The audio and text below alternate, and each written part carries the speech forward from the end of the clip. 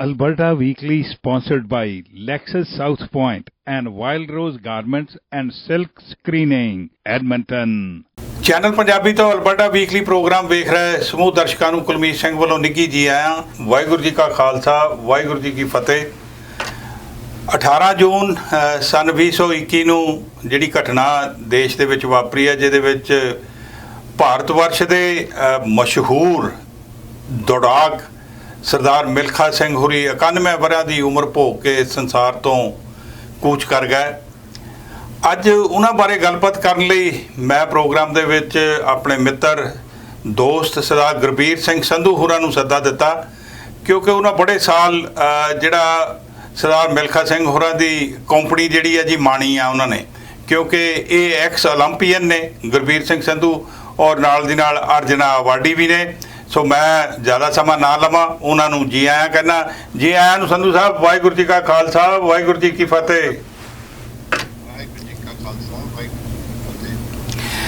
ਸੰਧੂ ਸਾਹਿਬ, ਆ ਜਿਹੜੀ ਖਬਰ ਆਈ ਆ ਮਿਲਖਾ ਸਿੰਘ ਹੋਰਾਂ ਦੀ, ਇਟ ਵਾਜ਼ ਏ ਬਿਗ ਸ਼ੌਕ ਟੂ ਦਾ ਵਰਲਡ ਐਕਚੁਅਲੀ। ਜਿੱਥੇ ਜਿੱਥੇ ਵੀ ਪੰਜਾਬ ਦੇ ਲੋਕ ਬੈਠੇ ਆ, ਸਾਰੇ ਹੀ ਕੀ ਕਹਿੰਦੇ ਹੁੰਦੇ ਆ ਵੀ ਬਹੁਤ ਦੁੱਖ ਹੋਇਆ ਲੋਕਾਂ ਨੂੰ। ਇਹ ਕੁਦਰਤੀ ਗੱਲ ਸੀਗੀ, ਕਿਉਂਕਿ ਮਿਲਖਾ ਸਿੰਘ ਦਾ ਜਿਹੜਾ ਸਟੇਚਰ ਸੀ ਉਹ ਬਿਗਰ ਦੈਨ ਲਾਈਫ ਹੋ ਚੁੱਕਿਆ ਸੀ। ਮਿਲਖਾ ਸਿੰਘ ਸਿਰਫ ਇੱਕ ਕਾਮਯਾਬ ਅਥਲੀਟ ਨਹੀਂ ਸੀ, ਉਹ ਸਿੰਬਲ ਬਣ ਗਿਆ ਸੀ ਆਜ਼ਾਦ ਭਾਰਤ ਦੀ ਉੱਭਰਦੀ ਉਮੀਦਾਂ ਦਾ, ਪੰਜਾਬੀਅਤ ਦਾ ਤੇ ਸਿੱਖ ਪੰਥ ਦਾ। ਇਹ ਇਨਸਾਨ ਦਾ ਜਿਹੜਾ ਰੁਤਬਾ ਸੀ ਉਹਦੀ ਅਚੀਵਮੈਂਟਸ ਤੋਂ ਕਈ ਗੁਣਾ ਜ਼ਿਆਦਾ ਵੱਡਾ ਸੀ, ਕਿਉਂਕਿ ਉਸ ਵਕਤ ਜਦੋਂ 47 ਚ ਆਪਾਂ ਆਜ਼ਾਦੀ ਹੋਈ ਇੰਡੀਆ ਦੀ, ਤੇ ਆਪਣੇ ਕੋਲੇ ਕੋਈ ਬਹੁਤੀਆਂ ਉਪਲਬਧੀਆਂ ਹੈ ਨਹੀਂ ਸੀ। ਸੀਗੀ ਵੀ ਇੰਡੀਆ ਹਰ ਫੀਲਡ 'ਚ ਤਰੱਕੀ ਕਰੇ, ਤੇ ਪ੍ਰਾਈਮ ਮਿਨਿਸਟਰ ਮਿਸਟਰ ਨਹਿਰੂ ਨੇ ਚੀਜ਼ ਨੂੰ ਜਾਣਿਆ, ਔਰ ਖਾਸ ਕਰਕੇ ਉਹਨਾਂ ਦੀ ਜਿਹੜੇ ਉਪਲਬਧੀਆਂ ਦੀ ਮੈਂ ਗੱਲ ਬਾਅਦ 'ਚ ਕਰਾਂਗਾ, ਉਹ ਜਿਹੜੀਆਂ ਬਿਲਕੁਲ ਹੀ ਵਰਲਡ ਕਲਾਸ ਸੀ। ਲੇਕਿਨ ਇੱਕ ਵੱਡੀ ਰੇਸ ਸੀ ਜਿਹੜੀ ਪਾਕਿਸਤਾਨ 'ਚ ਉਹ ਅਬਦੁਲ ਨਾਲ ਉਹਦੀ ਹੋਈ, ਅਬਦੁਲ ਖਾਲਿਦ ਨਾਲ। ਉਹ ਲਾਹੌਰ ਸਟੇਡੀਅਮ ਦੇ ਵਿੱਚ ਉਸ ਬੰਦੇ ਨੇ ਉਹ ਬੜੀ ਸਾਰੀ ਉਦੋਂ ਦੁਨੀਆ ਇੰਡੀਆ, ਮੈਨੂੰ ਯਾਦ ਹੈ ਮੈਂ ਵੀ, ਅਸੀਂ ਖਬਰਾਂ ਰੇਡੀਓ ਤੇ ਸੁਣ ਰਹੇ ਸੀ ਉਹ ਰੇਸ ਬਾਰੇ। ਤਾਂ ਉਹ ਜਿਹੜੀ ਜਿੱਤ ਉੱਥੇ ਹਾਸਲ ਹੋਈ ਪਾਕਿਸਤਾਨ ਦੇ ਵਿੱਚ ਜਾ ਕੇ, ਤੇ ਨਹਿਰੂ ਵਾਸਤੇ ਤੇ ਇੰਡੀਆ ਵਾਸਤੇ ਇੱਕ ਇਹੋ ਜਿਹਾ ਮੌਕਾ ਬਣ ਗਿਆ ਸੁਨਹਿਰੀ ਇਤਿਹਾਸ ਦਾ, ਵੀ ਜਿਹਦੇ ਵਿੱਚ ਉੱਥੋਂ ਦੇ ਉਦੋਂ ਅਯੂਬ ਖਾਨ ਨੇ ਉਹਨੂੰ ਖਿਤਾਬ ਦਿੱਤਾ ਫਲਾਈਂਗ ਸਿੱਖ ਦਾ, ਉੜਦਾ ਸਿੱਖ। ਉਹ ਜਿਹੜਾ ਇੱਕ ਐਪੀਟਾਬ ਮਿਲਿਆ, ਇੱਕ ਰੁਤਬਾ ਮਿਲਿਆ, ਉਹ ਜਿਹੜੇ ਉਹਦੇ ਸਟੇਚਰ ਨੂੰ ਇੰਨਾ ਵੱਡਾ ਕਰ ਦਿੱਤਾ ਵੀ ਪਹਿਲੀ ਵਾਰੀ ਇੰਡੀਆ ਨੇ ਨੈਸ਼ਨਲ ਹੌਲੀਡੇ ਡਿਕਲੇਅਰ ਕਰਤਾ ਪ੍ਰਾਈਮ ਮਿਨਿਸਟਰ ਨੇ। ਪਾਕਿਸਤਾਨ 'ਚ ਮੀਟ ਵਿੱਚ ਇੱਕ ਇੰਡੀਅਨ ਜਿੱਤੇ, ਤਾਂ ਉਹਦੇ ਨਾਲ ਉਹਨੂੰ ਜੇਸੀਓ ਤੋਂ ਇੱਕ ਛੋਟੇ ਪੋਸਟ ਤੋਂ ਉਹਨੂੰ ਜੇਸੀਓ ਬਣਾਤਾ। ਪ੍ਰਾਈਮ ਮਿਨਿਸਟਰ ਨਹਿਰੂ ਦੀ ਜਿਹੜੀ ਇੰਟੈਲੀਜੈਂਸ ਸੀਗੀ, ਉਹਦੀ ਕਾਮਯਾਬੀ ਵਿੱਚ ਖੁਸ਼ੀ ਮਨਾਈ ਗਈ ਦੇਸ਼ ਨੇ, ਉਹ ਕਦੇ ਵੀ ਉਹਨਾਂ ਤੋਂ ਲਾਂਭੇ ਨਹੀਂ ਹੋਈ, ਔਰ ਉਹ ਉਹਨਾਂ ਦੇ ਨਾਲ ਜ਼ਿੰਦਗੀ ਭਰ ਜੁੜਿਆ ਰਿਹਾ, ਜਿਹਦੇ ਕਰਕੇ ਅੱਜ ਸਦਮਾ ਸਿਰਫ ਪੰਜਾਬੀ ਹੀ ਨਹੀਂ, ਸਿੱਖ ਹੀ ਨਹੀਂ, ਇੰਡੀਅਨਸ ਹੀ ਨਹੀਂ, ਪਰ ਦੁਨੀਆ 'ਚ ਫੈਲੇ ਹੋਏ ਇੰਡੀਅਨਸ, ਚਾਹੇ ਉਹ ਸਾਊਥ ਇੰਡੀਆ ਤੋਂ, ਵੈਸਟ ਇੰਡੀਆ ਤੋਂ, ਨਾਰਥ ਇੰਡੀਆ ਤੋਂ, he became a symbol of free India's spirit. And especially because when we learned of his hardships of his younger life, the trauma that he suffered with the loss of his parents during the 1947 independence struggle, or not the struggle, I beg your pardon, but the aftermath, the holocaust, if I may say, of the partition.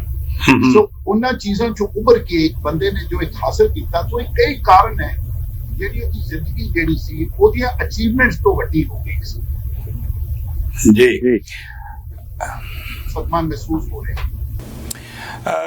Gurpreet ji, ਤੁਸੀਂ ਕਾਫੀ ਸਮਾਂ ਜਿਹੜਾ ਉਹਨਾਂ ਦੀ company ਜਿਹੜੀ ਆ ਤੁਹਾਨੂੰ ਮਿਲੀ ਆ, ਕਿਉਂਕਿ ਇੰਟਰਨੈਸ਼ਨਲ ਜਿਹੜੀਆਂ ਵੀ ਮੀਟਸ ਹੁੰਦੀਆਂ ਰਹੀਆਂ ਤੁਸੀਂ ਜਾਂਦੇ ਰਹੇ ਆ, ਤੇ ਮਿਲਖਾ ਸਿੰਘ ਹੋਰੀ ਵੀ ਚਾਹੇ ਉਹ ਬਾਅਦ ਦੇ ਵਿੱਚ ਐਜ਼ ਏ ਐਡਮਿਨਿਸਟ੍ਰੇਸ਼ਨ ਦੇ ਤੌਰ 'ਤੇ ਨਾਲ ਆਇਆ ਕਰਦੇ ਸੀਗੇ।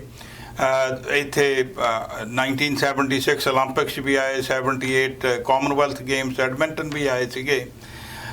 ਜਦੋਂ ਆਪਾਂ ਉਹਨਾਂ ਦੇ ਇਸ ਪੱਖ ਨੂੰ ਦੇਖਦੇ ਹਾਂ ਜੀ, ਇੱਦਾਂ ਲੱਗਦਾ ਹੈ ਵੀ ਜਿਹੜੀ ਭਾਰਤ ਦੇ ਵਿੱਚ ਆ ਇੱਕ ਫਿਲਮ ਬਣੀ ਸੀਗੀ ਭਾਗ ਮਿਲਖਾ ਭਾਗ, ਉਸ ਫਿਲਮ ਨੇ ਇੱਕ ਬਹੁਤ ਵਧੀਆ ਰੋਲ ਕਹਿ ਲਓ ਅਦਾ ਕੀਤਾ ਲੋਕਾਂ ਦੇ ਵਿੱਚ, ਇੱਕ ਐਥਲੀਟ ਔਰ ਜਿਹੜੀਆਂ ਸੰਘਰਸ਼ ਦਾ ਤੁਸੀਂ ਦੱਸਿਆ ਵੀ ਉਹ ਕਿਹੜੀਆਂ ਮੁਸ਼ਕਲਾਂ ਵਿੱਚ ਦੀ ਲੰਘ ਕੇ ਤੇ ਕੀ ਉਹਨਾਂ ਨੇ ਅਚੀਵ ਕੀਤਾ। ਉਹ ਇੱਕ ਫਿਲਮ ਮੇਰਾ ਖਿਆਲ ਹੈ ਵੀ ਉਹਨੇ ਬਹੁਤ ਵਧੀਆ ਰੋਲ ਅਦਾ ਕੀਤਾ, ਜਿਹੜੀ ਉਹ ਵੀ ਕਹਿ ਲਓ ਵੀ ਹੁਣ ਇਹਨਾਂ ਵਰਿਆਂ ਜਾ ਕੇ ਉਹ ਫਿਲਮ ਬਣਾਈ ਗਈ। ਕਾਸ਼ ਕਿ ਇਹ ਕੰਮ ਕਿਤੇ ਪਹਿਲਾਂ ਹੋਇਆ ਹੁੰਦਾ। ਨਹੀਂ ਕੁਲਵੀਰ, ਪਹਿਲੀ ਗੱਲ ਤਾਂ 40-50 ਸਾਲ ਤੱਕ ਮਿਲਖਾ ਸਿੰਘ ਦੀ ਖੁਦ ਦੀ ਜਿਹੜੀ ਅਚੀਵਮੈਂਟ ਸੀ, ਜਿਹਨੂੰ ਬਹੁਤ ਵੱਡਾ ਇੱਕ ਰੁਤਬਾ ਦਿੱਤਾ ਗਿਆ ਦੇਸ਼ ਨੇ, ਉਹੀ ਉਹ 40-50 ਸਾਲ ਕਾਇਮ ਰੱਖਿਆ। ਇਨਫੈਕਟ ਇਹ ਰਾਈਟ ਟਾਈਮ ਤੇ ਬਣੀ ਫਿਲਮ, ਜਦੋਂ ਨਵੀਆਂ ਜਨਰੇਸ਼ਨਸ ਭੁੱਲਣ ਲੱਗੀਆਂ ਸੀ ਮਿਲਖੇ ਨੂੰ। ਐਕਚੁਅਲੀ ਇਸ ਫਿਲਮ ਨੇ ਉਸ ਵਕਤ ਆ ਕੇ ਅਦਰ ਹਾਫ ਸੈਂਚੁਰੀ ਹੋਰ ਲਗਾ ਦਿੱਤੀ। ਹੁਣ ਇਸ ਫਿਲਮ ਦੇ ਬਾਰੇ ਮੈਂ ਕੁਝ ਜ਼ਿਕਰ ਕਰਨਾ ਚਾਹੁੰਦਾ, ਜਿਹੜੇ ਸ਼ਾਇਦ ਤੁਹਾਡੇ ਸਰੋਤਿਆਂ ਨੂੰ ਇੱਕ ਜਾਣਕਾਰੀ ਚੰਗੀ ਲੱਗੇਗੀ। ਜਦੋਂ ਫਿਲਮ ਬਣੀ ਤੇ ਮੈਂ ਇਹਦਾ ਇਨੀਸ਼ੀਅਲ ਰਸ਼ਜ਼ ਦੇਖੇ, ਸ਼ੁਰੂ ਜਿਹੜਾ ਇਹਦਾ ਟ੍ਰੇਲਰ ਵਗੈਰਾ, ਮੈਂ ਉਸ ਵਕਤ ਇੱਕ ਨਵਾਂ ਬੜਾ ਵੱਡਾ ਇੰਟਰਨੈਸ਼ਨਲ ਸਕੂਲ ਬਣ ਰਿਹਾ ਸੀ, ਉਹਦੇ ਨਾਲ ਡਾਇਰੈਕਟਰ ਜੁੜਿਆ ਹੋਇਆ ਸੀ, founding director sports and state. ਤੇ ਮੈਂ ਸੋਚਿਆ ਵੀ ਇਹ ਫਿਲਮ ਜਿਹੜੀ ਹੈ ਨਾ ਬੱਚਿਆਂ ਨੂੰ ਦਿਖਾਉਣੀ ਬਹੁਤ ਲਾਜ਼ਮੀ ਹੈ। ਮੈਂ ਕੀ ਕੀਤਾ ਵੀ ਅਸੀਂ ਸਕੂਲ ਦੇ ਜਿੰਨੇ ਬੱਚੇ ਸੀ ਉਸ ਵਕਤ 1200 ਬੱਚਾ, ਸਵਾਏ ਬਹੁਤ ਛੋਟੇ ਬੱਚਿਆਂ ਨੂੰ ਕਰਕੇ ਤਕਰੀਬਨ 800-900 ਬੱਚੇ ਨੂੰ ਅਸੀਂ ਉਹ ਸਕੂਲ ਦੇ ਤੌਰ ਤੇ ਫਿਲਮ ਦਿਖਾਈ, ਹਾਲ ਚ ਲਿਜਾ ਕੇ ਵੱਡੀ ਸਕਰੀਨ। ਮੈਂ ਆਈ ਹੈਡ ਅ ਪ੍ਰੋਜੈਕਟ, ਮੈਂ ਉਹਦੇ ਤੇ ਕ੍ਰੀਏਟ ਕਰ ਦਿੱਤਾ ਕਿ ਇਹਦੀ ਲਾਈਫ ਦਾ ਇੰਪੈਕਟ ਸਟੂਡੈਂਟਸ ਤੇ ਬਹੁਤ ਜ਼ਿਆਦਾ ਪੈਣਾ ਹੈ, ਉਹਨਾਂ ਦੇ ਜਿਹੜਾ ਫਾਰਮੇਟਿਵ ਈਅਰ। ਉਸ ਤੋਂ ਬਾਅਦ ਕੀ ਕੀਤਾ, ਜਦ ਉਹਨਾਂ ਨੇ ਸੀਪਿੰਗ ਕਰ ਲਿਆ, ਇੰਪੈਕਟ ਹੋ ਚੁੱਕਿਆ ਮਿਲਖਾ ਕਿਆ ਚੀਜ਼ ਸੀ, ਔਰ ਫਿਲਮ ਬੜੀ ਅੱਛੀ ਬਣਾਈ ਗਈ। ਇਰਫਾਨ ਖਾਨ ਨੇ ਜਿਹੜਾ ਰੋਲ ਅਦਾ ਕੀਤਾ ਕਮਾਲ ਦਾ ਕੀਤਾ, ਉਹਦੀ ਫਿਟਨੈਸ, ਉਹਦਾ ਰਨਿੰਗ ਸਟਾਈਲ, ਬਿਲਕੁਲ ਉਹਦੀ ਜਿਹੜੀ ਮੇਕਅਪ ਸੀ, ਦਾੜੀ ਦੂੜੀ ਐਨ ਮਿਲਖੇ ਵਾਂਗੂ ਬਣਾਤਾ ਸੀ। ਉਹਨੇ ਬਹੁਤ ਅੱਛਾ ਬੱਚਿਆਂ 'ਚ ਮੋਟੀਵੇਟ ਕੀਤਾ। ਫਿਰ ਮੈਂ ਕੀ ਕੀਤਾ ਵੀ ਇੱਕ ਫੰਕਸ਼ਨ ਕੀਤਾ ਜਿੱਥੇ ਮਿਲਖਾ ਜੀ ਆਏ।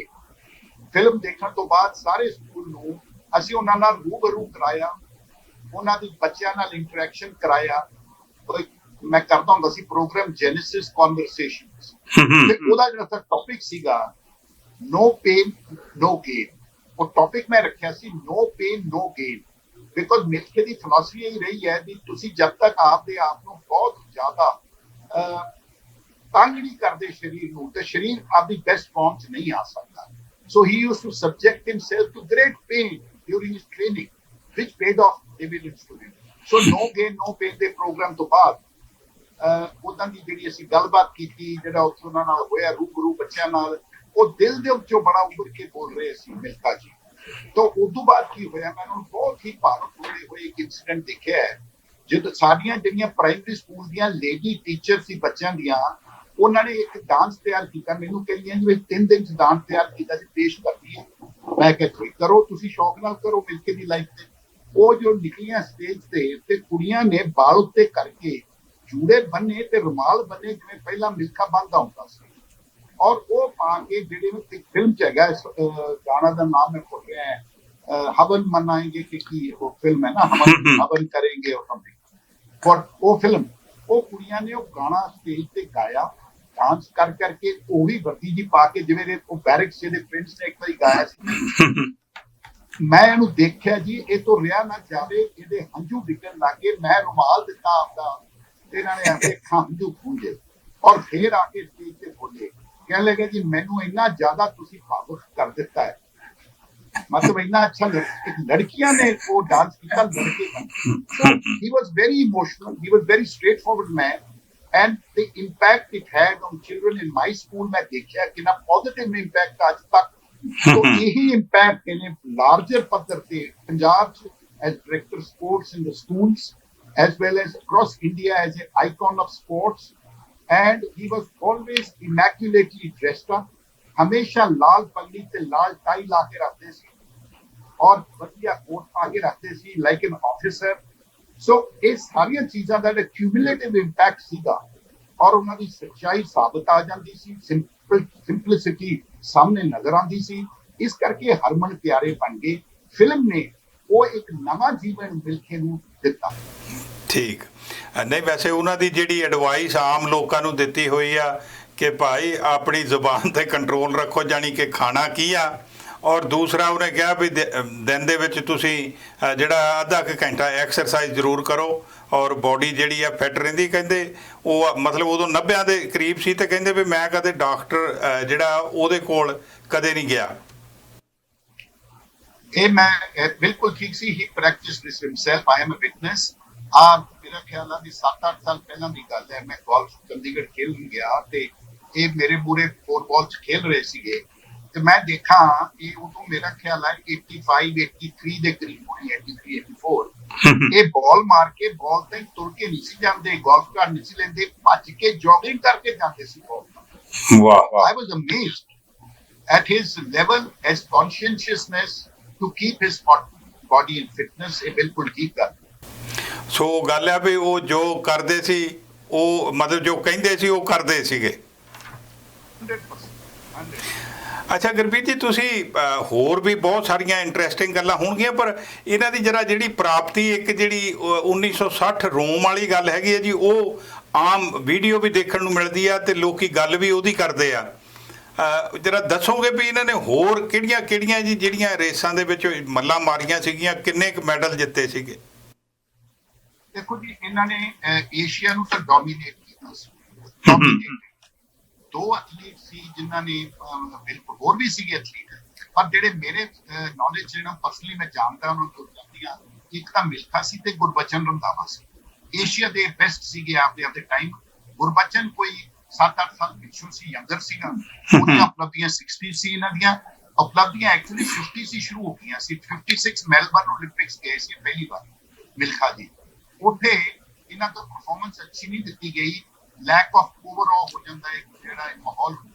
ਲੇਕਿਨ ਉੱਥੋਂ ਇਹ ਬੜਾ ਡਿਟਰਮਿਨ ਹੋ ਕੇ ਆਏ ਸੀ, ਯਾਰ ਮੇਥੋਂ ਗਲਤੀਆਂ ਹੋ ਗਈਆਂ, ਨਕਾਰ ਨਹੀਂ ਕਰ। ਕਿਉਂਕਿ ਇਮੈਜਿਨ ਕਰੋ ਕਿ ਉਹਨਾਂ ਦਿਨਾਂ 'ਚ ਕੋਈ ਬੜੀ ਕੋਚਿੰਗ ਹਾਈ ਸਟੈਂਡਰਡ ਦੀ ਨਹੀਂ ਸੀ ਹੁੰਦੀ, ਜਿਹੜਾ ਇਹਨਾਂ ਨੂੰ ਗਾਈਡੈਂਸ ਨਹੀਂ ਸੀਗੀ। ਇਹ ਤਾਂ ਬਹੁਤ ਲੇਟ ਡਿਸਕਵਰੀ ਸੀਗਾ ਫੌਜ 'ਚ। ਤਾਂ ਹੀ therefore he was not having some fundamental training.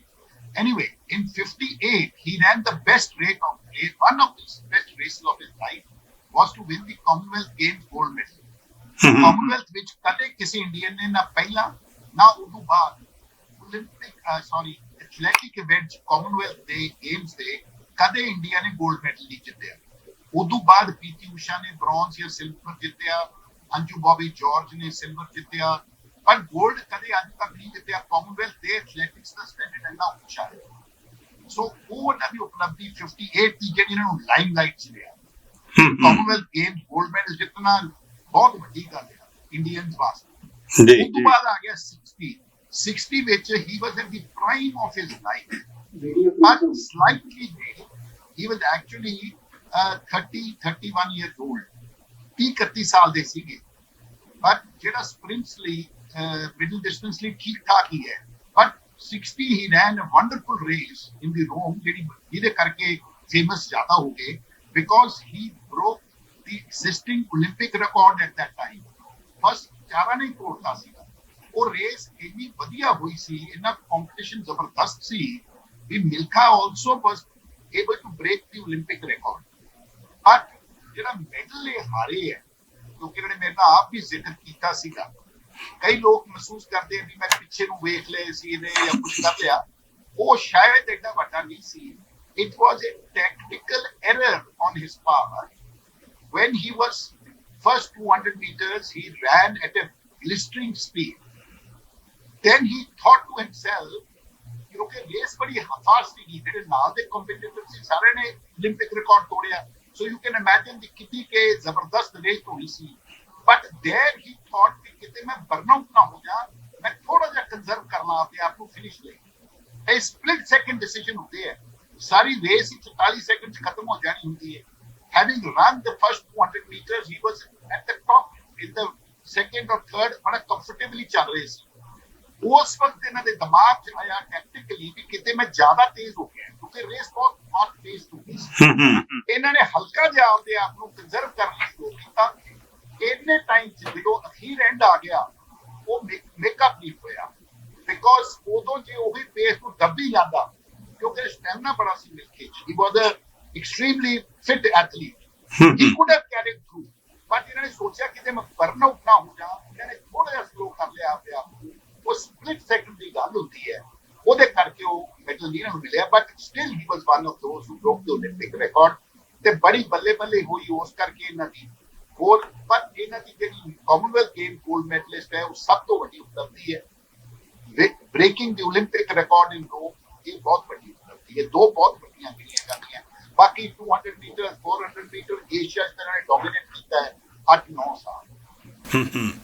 ਨਹੀਂ ਲੋਕੀ ਜੀ ਉਹ ਜਿਹੜੀ 400 ਮੀਟਰ ਵਾਲੀ ਗੱਲ ਜਿੱਦਾਂ ਤੁਸੀਂ ਦੱਸਿਆ ਵੀ ਓਲੰਪਿਕ ਰੈਕਡ ਉਹਨਾਂ ਨੇ ਤੋੜਿਆ ਉਸ ਵੇਲੇ ਸਾਰਿਆਂ ਨੇ ਉਹ ਚਲੋ ਜਿੱਦਾਂ ਵੀ ਹੈ ਟੈਕਨੀਕਲ ਕੋਈ ਵੀ ਗੱਲ ਕਹਾਣੀ ਹੋਈ ਪਰ ਉਹਦੇ 'ਚੋਂ ਰਹਿ ਗਿਆ। ਪਰ ਲੋਕਾਂ ਲਈ ਇੱਦਾਂ ਸੀ ਵੀ ਉਹ ਇੱਕ ਕਿਸਮ ਦਾ ਉਹਨਾਂ ਮੈਡਲ ਜਿੱਤ ਹੀ ਲਿਆ ਸਮਝੋ। ਬਿਲਕੁਲ 1960 ਚ ਆਪਾਂ ਸਿਰਫ ਇੰਡੀਪੈਂਡੈਂਸ ਹੋਏ ਨੂੰ 13 ਸਾਲ ਹੋਏ ਸੀ। ਨਾ ਕੋਈ ਚੱਲਦੀ ਟਰੈਕ ਸੀ, ਨਾ ਕੋਈ ਸਾਇੰਟਿਫਿਕ ਟ੍ਰੇਨਿੰਗ ਸੀ। ਉਹਨਾਂ ਦਿਨਾਂ ਵਿੱਚ ਇਹੋ ਜਿਹੀ ਉਪਲਬਧੀ ਕਰਨੀ, it was his sheer talent and hard work, determination. ਤਿੰਨ ਕੁਆਲਿਟੀ ਸੀ ਇਹਨਾਂ 'ਚ ਜਿਹੜੀਆਂ ਇਹਨਾਂ ਨੂੰ ਇੰਨੀ ਲੈਵਲ ਤੇ ਲੈ ਗਈਆਂ, ਡਿਟਰਮਿਨ ਹਾਰਡ। ਮੈਨੂੰ ਯਾਦ ਹੈ ਗੁਰਬੀਰ ਸਿੰਘ ਜਦੋਂ 1978 'ਚ ਇੱਥੇ ਆਏ ਸੀ ਕਾਮਨਵੈਲਥ ਗੇਮਸ ਦੇ ਉੱਤੇ ਤੇ ਆਪਾਂ ਕਾਮਨਵੈਲਥ ਸਟੇਡੀਅਮ 'ਚ ਹੀ ਸੀਗੇ ਜਦੋਂ ਉੱਥੇ ਦੌੜਾਂ ਹੁੰਦੀਆਂ ਦੇਖ ਰਹੇ ਸੀ ਤੇ ਮਿਲਖਾ ਸਿੰਘ ਹੋਰਾਂ ਨੇ ਮਤਲਬ ਜਿਹੜੀਆਂ ਫੈਸਿਲਿਟੀਜ਼ ਇਹਨਾਂ ਦੇਸ਼ਾਂ ਦੇ ਵਿੱਚ ਜਾਂ ਪੱਛਮੀ ਮੁਲਕਾਂ 'ਚ ਹੈਗੀਆਂ ਔਰ ਉਹੋ ਹੀ ਜਿਹੜੀਆਂ ਫੈਸਿਲਿਟੀਜ਼ ਜਾਂ ਮਤਲਬ ਜਿਹੜਾ ਇਕੁਇਪਮੈਂਟ ਚਾਹੀਦਾ ਹੁੰਦਾ ਉਹ ਉੱਥੇ ਇਹਨਾਂ ਕੋਲ ਨਹੀਂ ਸੀ ਹੈ। ਔਰ ਉਹਦਾ ਜ਼ਿਕਰ ਇਹ 1978 'ਚ ਵੀ ਕਰ ਰਹੇ ਸੀਗੇ ਵੀ ਇਹ ਚੀਜ਼ਾਂ ਸਾਡੇ ਕੋਲ ਇੱਦਾਂ ਦੀਆਂ ਨਹੀਂ ਹੈ। ਤੁਹਾਨੂੰ ਲੱਗਦਾ ਵੀ ਹੁਣ ਭਾਰਤ ਜਿਹੜਾ ਵੀ ਦੇਖੋ ਮਿਲਖਾ ਸਿੰਘ ਹੋਰਾਂ ਦੀ ਏਡੀ ਵੱਡੀ ਦੇਣ ਤੋਂ ਬਾਅਦ ਐਥਲੈਟਿਕਸ ਦੇ ਵਿੱਚ ਉਸ ਤੋਂ ਬਾਅਦ ਆਪਾਂ ਕੁਝ ਹੈ ਕੋਈ ਪ੍ਰਾਪਤੀ ਉਸ ਤੋਂ ਵੱਡੀ ਦੀ? ਨਹੀਂ, ਇਹਨਾਂ ਦੇ ਲੈਵਲ ਤੇ ਬਾਅਦ ਉਹਨਾਂ ਦਿਨਾਂ 'ਚ ਸੀਗੇ ਤੇ ਮੱਖਣ ਸਿੰਘ ਬੜਾ ਤਕੜਾ ਰੇਸ ਸੀਗਾ। ਉਹਨੇ ਮਿਲਖਾ ਸਿੰਘ ਨੂੰ ਵੀ ਕਈ ਵਾਰੀ ਹਰਾਇਆ ਵੀ ਸੀਗਾ। but he was a very strong competitor to Milkha. Gurbachan from Nava ke capsule और 110 meter hurdle च but now world level the athlete रहे हैं, एशिया के चैंपियन डोमिनेट बेस्ट एथलीट रहे हैं। लेकिन उस तो बाद स्टैंडर्ड एथलेटिक्स का जिਵੇਂ ਵਧਣਾ ਚਾਹੀਦਾ ਸੀ ਵਧਿਆ ਨਹੀਂ ਕਿਉਂਕਿ ਵਰਲਡ ਵਾਈਡ ਜਿਹੜੀ ਡਿਵੈਲਪਮੈਂਟ ਹੋਈ ਐਥਲੈਟਿਕਸ ਦੀ ਉਹ ਜ਼ਿਆਦਾ ਫਾਸਟ ਪੇਸ ਤੇ ਹੋਈ। ਆਪਾਂ ਤੋਂ ਫਾਸਟ ਪੇਸ ਹੋਈ ਉਸ ਤੋਂ ਬਾਅਦ ਸ਼੍ਰੀਨਾ ਹੋਇਆ ਇਨ ਮਿਡਲ ਡਿਸਟੈਂਸ, ਪੀਟੀ ਊਸ਼ਾ ਹੋਈ ਹੈ ਤੇ ਅੰਜੂ ਬੌਬੀ ਜਾਰਜ ਹੋਇਆ। ਬਟ ਓਵਰਆਲ ਸਿਨਾਰੀਓ ਪਿਛਲੇ 50-60 ਸਾਲ ਤੋਂ ਜਦੋਂ ਤੋਂ ਮਿਲਕੇ ਜੋ ਬਾਅਦ 60 ਸਾਲ ਹੋ ਗਏ ਉਸ ਤੋਂ ਬਾਅਦ athletics the performance has never been world class, never been Commonwealth class.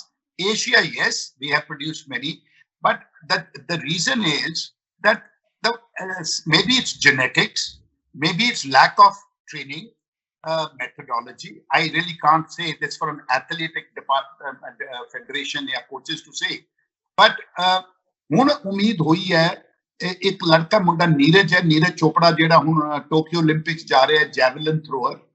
He is a very talented thrower, very talented thrower. He is throwing some things.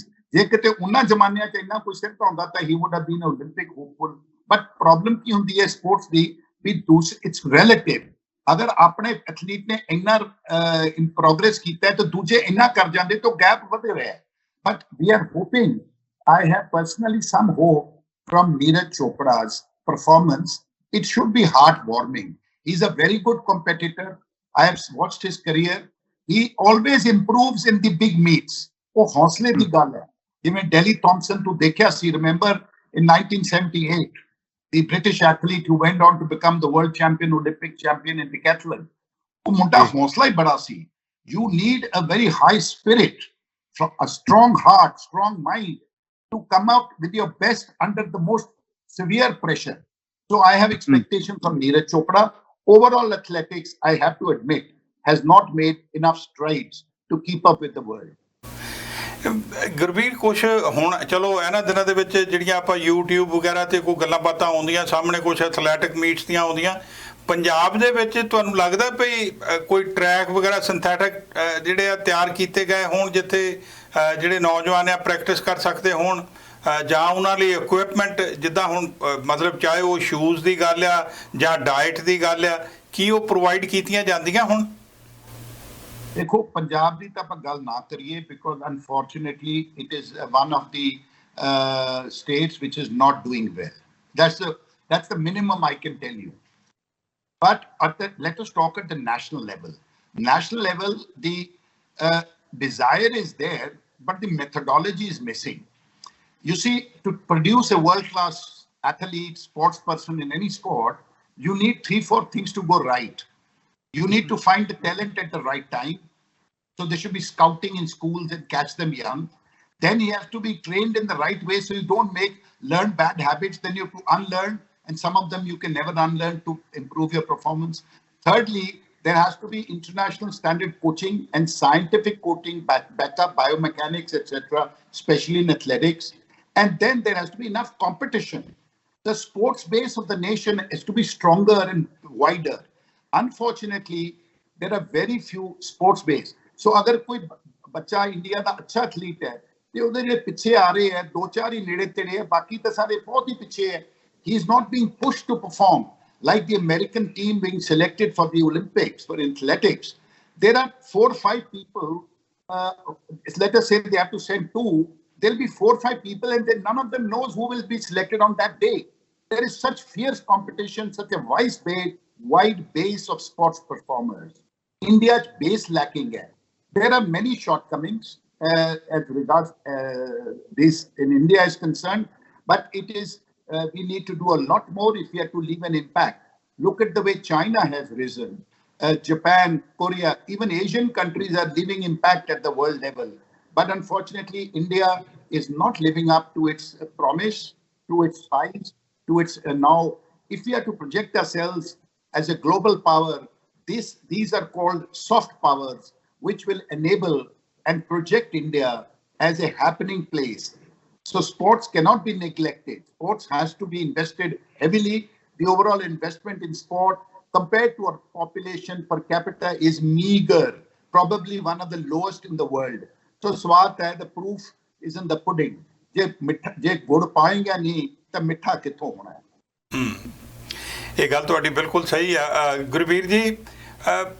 ਜਿਹੜੀ ਹੁਣ ਮਿਲਖਾ ਸਿੰਘ ਹੋਰੀ ਇੱਕ ਲੈਗੇਸੀ ਛੱਡ ਕੇ ਜਾ ਰਹੇ ਆ, ਉਹ ਆਪਣੇ ਆਪ ਦੇ ਵਿੱਚ ਤਾਂ ਇੱਕ ਲੈਜੈਂਡ ਆ. ਦੁਨੀਆ ਮੇਰਾ ਨਹੀਂ ਖਿਆਲ ਉਹਨਾਂ ਨੂੰ ਕਦੇ ਭੁੱਲੇਗੀ, ਪਰ ਉਹਨਾਂ ਦੀ ਲੈਗੇਸੀ ਦੇ ਤੌਰ ਤੇ ਆਪਾਂ ਦੇਖੀਏ ਤੇ ਭਾਰਤ ਵਰਸ਼ ਜਿਹੜਾ ਹੈਗਾ ਉਹ ਕੀ ਕਰ ਸਕਦਾ ਜੀ?